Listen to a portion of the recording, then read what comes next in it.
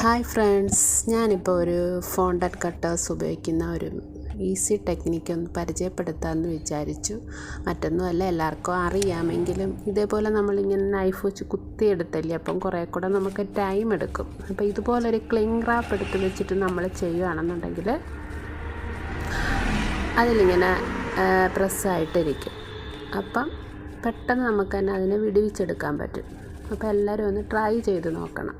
നമുക്ക് എത്രയും പെട്ടെന്നൊരു പേര് എഴുതി കേക്കിൽ വയ്ക്കാനായിട്ട് എളുപ്പം നോക്കുന്ന ആളുകളല്ലയോ.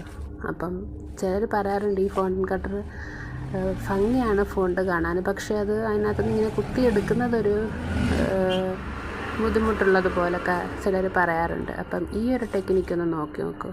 ഒരു ഇംഗ്ലീഷുകാരുടെ ഒരു ഇൻസ്റ്റാഗ്രാം പേജിൽ ഞാൻ കണ്ടതാണ്. അപ്പം കൂട്ടുകാർക്കൂടൊന്ന് പരിചയപ്പെടുത്താമെന്ന് വിചാരിച്ചു. അപ്പം ഉപകാരപ്പെട്ടിട്ടുണ്ടെങ്കിൽ എനിക്കൊന്ന് കമൻറ്റ് ചെയ്യണം ഈ വീഡിയോയ്ക്ക്. എല്ലാവരും ഒന്ന് ഫോളോ ചെയ്യണം എൻ്റെ ചാനൽ.